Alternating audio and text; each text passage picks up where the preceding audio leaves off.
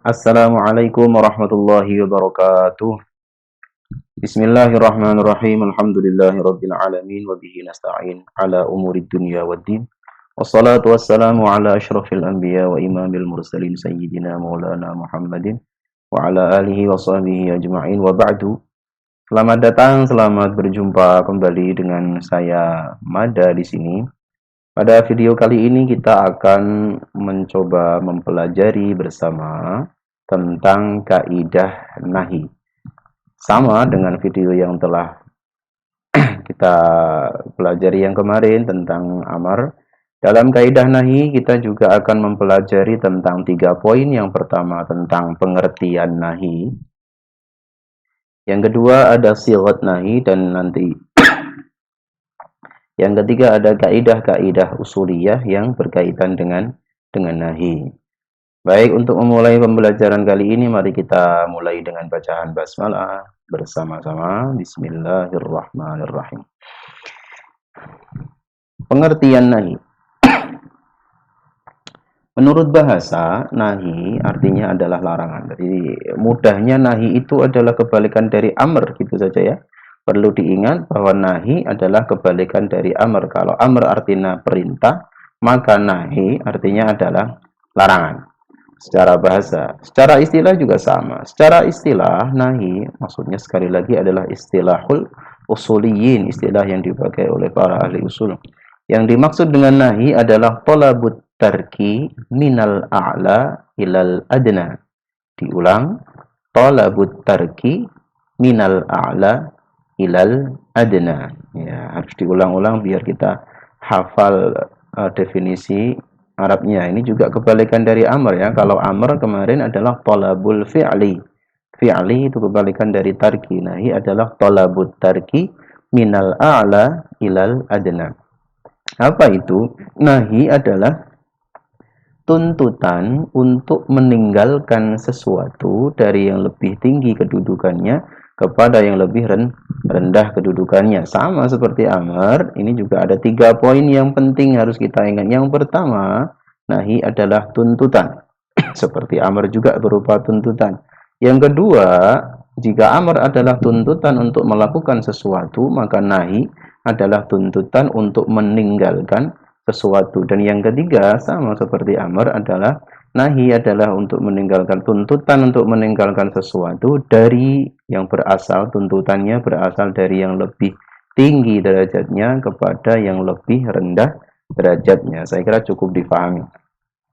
Yang kedua tentang sighat nahi atau bentuk kata yang menunjukkan tentang larangan. Bagaimana sih kita bisa mengetahui bahwa di dalam Al-Quran, di dalam hadis atau redaksi-redaksi bahasa Arab lainnya, bagaimana kita tahu kalau di situ ada bentuk nahi, ada bentuk larangan? Maka kita bisa mengenalinya dari beberapa bentuk. Yang pertama adalah jika dalam kalimat itu, dalam ayat, dalam hadis atau dalam redaksi Arab ada fi'il mudhari' yang didahului oleh la nahi.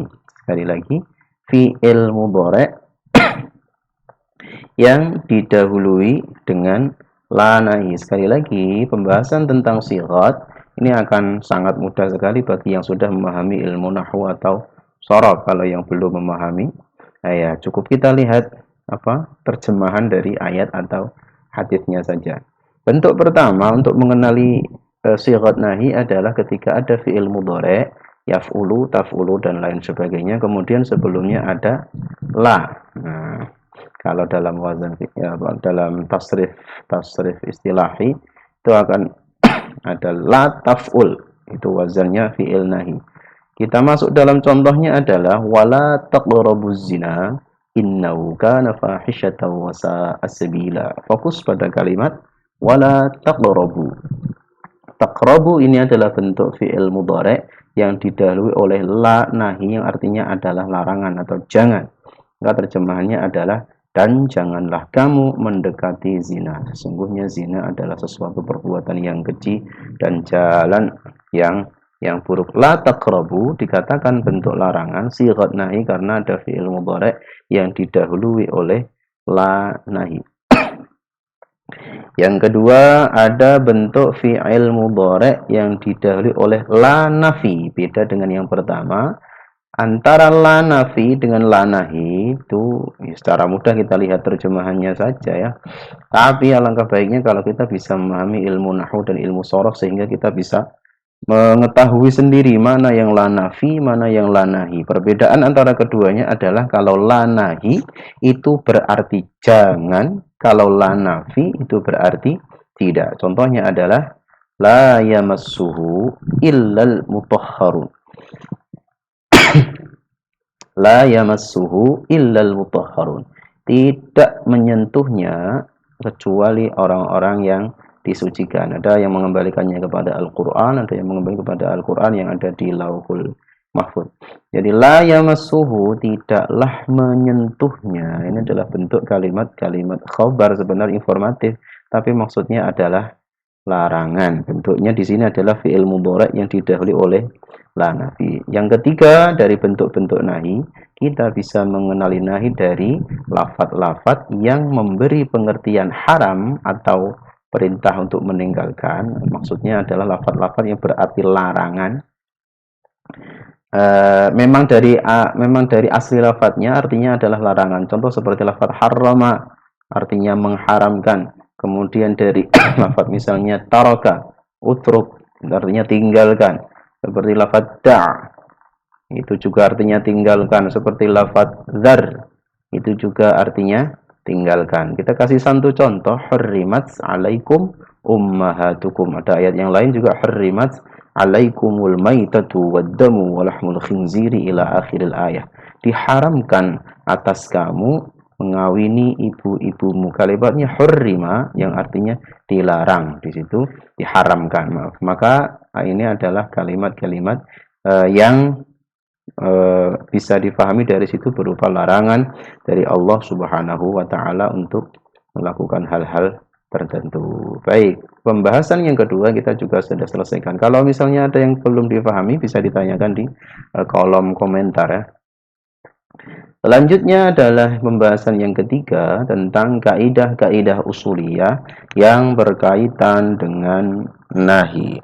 Ada beberapa kaidah yang dicetuskan oleh para ulama bagaimana kita bisa memahami nahi itu kemudian menunjukkan hukum apa. Apakah menunjukkan hukum haram, apakah menunjukkan hukum makruh, dan lain sebagainya. Ada beberapa kaidah. Yang pertama adalah kaidah al-aslu fin nahyi litahrimi. Ini kebalikan sekali lagi ya, nahi adalah kebalikan dari amr. Dalam amr dulu kita pelajari al-aslu fil amri lil wujubi. Kebalikannya al-aslu fin nahyi litahrimi. Maksudnya pada dasarnya nahi itu menunjukkan hukum haram. Maka jika ada sighat nahi, maka yang bisa pertama kali kita pegang adalah bahwa nahi itu menunjukkan hukum haram. Seperti tadi, wala taqrabuz zina. Ketika kita mendengar jangan kalian mendekati zina, maka yang perlu pertama kali kita pegang adalah bahwa larangan ini berbentuk atau menunjukkan hukum haram. Jadi kalau kita mendekati sudah kena khitab haram. Contoh yang lain, la tufsidu fil ardi. Janganlah kamu membuat kerusakan di bumi. Maka la tufsidu di sini membuat kerusakan di bumi itu hukumnya haram berdasarkan kaidah al-aslu fin nahyi lit tahrimi. Itu secara asal, secara dasarnya. Kalau amr secara dasar menunjukkan wajib, kalau nahi secara dasar, secara asal menunjukkan hukum haram. Namun seperti amr juga yang secara dasar dipakai wajib tapi juga bisa difahami hukum-hukum lainnya, maka nahi juga begitu. Walaupun secara asal nahi ini menunjukkan hukum haram, tapi ada kalanya terdapat tanda-tanda yang menunjukkan bahwa nahi itu tidak dimaksudkan untuk menunjukkan hukum haram. Kita lihat contoh-contoh di bawah ini. Ada kalanya nahi tidak menunjukkan hukum haram, tapi menunjukkan hukum karahah atau makruh. Seperti dalam hadis, la tusallu fi a'tanil ibili. Janganlah kamu sholat di kandang unta. Janganlah kamu sholat di kandang unta. Larangan, Rasulullah melarang kita untuk sholat di kandang atau dekat dengan kandang unta. Nah, nahi di sini para ulama memahami tidak menunjukkan hukum haram karena ada qarinah yang dilihat oleh para ulama, tapi hanya menunjukkan hukum makruh. Mungkin alasannya adalah karena dekat dengan najis, tapi tidak sampai hukumnya haram. Yang kedua, ada kalanya nahi itu tidak menunjukkan hukum haram ataupun makruh, tapi hanya dimaksudkan untuk meremehkan saja. Dimaksudkan hanya untuk meremehkan. Contoh, وَلَا تَمُدَّنَّ عَيْنَيْكَ إِلَى مَا مَتَّعْنَا بِهِ أَزْوَاجًا مِّنْهُمْ. Janganlah sekali-kali kamu menunjukkan pandanganmu kepada kenikmatan hidup yang telah kami berikan kepada beberapa golongan di antara mereka. Ayat ini mengajarkan kepada kita agar kita tidak meri gitu ya, tidak melihat nikmat yang diberikan oleh Allah kepada orang lain. Akhirnya bisa membuat kita kurang bersyukur. Allah melarang umatnya, kita manusia, untuk tidak melihat kenikmatan-kenikmatan yang diberikan Allah kepada orang lain. Ya, akhirnya kita kurang bersyukur. Tapi larangan ini oleh para ulama dipahami bukan menunjukkan hukum haram, tapi hanya untuk meremehkan perbuatan tersebut. Yang ketiga, ada juga nahi yang dimaksudkan untuk lil irsyad, hanya memberi petunjuk. Contoh, ya ayyuhalladzina amanu la tas'alu an asya'a in tubdalakum tasukum. Fokus la tas'alu an asya'a in tubdalakum tasukum. Jangan kamu menanyakan kepada nabimu hal-hal yang jika diterangkan kepadamu akan menyusahkanmu. Ini difahami oleh para ulama tidak menunjukkan hukum haram ataupun makruh, namun Allah Subhanahu wa taala bermaksud memberikan petunjuk kepada kita bagaimana adab bertanya kepada Rasulullah sallallahu alaihi wasallam. Salah satunya adalah jangan menanyakan hal-hal yang kiranya jika kita tahu jawabannya maka akan menyusahkan kita. Ini yang selanjutnya juga ada nahi yang ada kalanya digunakan untuk doa, menjelaskan akibat, membuat lawan dan lain-lain sebagainya. Bisa kita rujuk nanti di buku paket kalian masing-masing. Silahkan bisa dirujuk, dipelajari. Nanti kalau jika ada misalnya hal-hal yang kurang berkenan bisa ditanyakan di kolom komentar atau bisa langsung menghubungi ke WA kami ya. Itu kaidah yang pertama, al-aslu fin nahyi litahrimi. Secara asal pada dasarnya nahi itu menunjukkan hukum haram. Kaidah yang kedua, al-aslu fin nahyi yaqtadil fasada mutlaqan. Diulang, al-aslu fin nahyi yaqtadil fasada mutlaqan. Sekali lagi, al-aslu fin nahyi yaqtadil fasada mutlaqan. Apa artinya? Pada dasarnya nahi menunjukkan bahwa hal yang dilarang itu rusak atau tidak sah. Larangan untuk menikah dengan non muslim menunjukkan bahwa hukum pernikahannya tidak sah. Jadi ini mudah difahami ya kira-kira. Jadi jika kita dilarang oleh Allah, oleh Nabi Muhammad sallallahu alaihi wasallam untuk melakukan hal-hal tertentu, maka kita bisa tahu bahwa hal yang dilarang itu hukumnya tidak sah. Kalau dalam hal ibadah ya, maka sudah pasti tidak sah. Karena ya memang ditentukan oleh syariat tidak sah, maka dilarang. Misalnya puasa pada hari raya itu dilarang, hukumnya haram. Maka jika ada orang puasa pada saat hari raya Idul Fitri ataupun Idul Adha, jelas kalau puasanya tidak sah. Kemudian apalagi puasa pada hari-hari yang diharamkan seperti tadi dan lain sebagainya, berarti menunjukkan kalau ibadahnya tidak akan sah. Atau jika di lain ibadah maka sudah pasti menunjukkan kalau perkara itu rusak atau akan mendatangkan mudarat. Seperti jika Allah Subhanahu wa taala melarang kita untuk mabuk, minum minuman keras, yongyang, apalagi oplosan dan lain sebagainya, itu menunjukkan kalau hal-hal itu rusak atau akan memberikan mudarat kepada diri kita. Kita dilarang untuk mencuri, maka sudah pasti pencurian itu merusak bagi pencuri, bagi korbannya, juga bagi kehidupan bermasyarakat. Dilarang berzina, sudah pasti itu akan menimbulkan hal yang tidak baik akan menimbulkan percampuran nasab dan lain-lain sebagainya. Sesuai dengan kaidah al-aslu fin nahyi yaqtadil fasada mutlaqan. Maka dengan ini kita bisa lebih memiliki kesadaran diri yang lebih tinggi. Kalau kita menemukan larangan oleh syariat, maka sudah dipastikan bahwa hal-hal itu adalah hal-hal yang rusak atau memiliki mudarat entah kecil entah besar.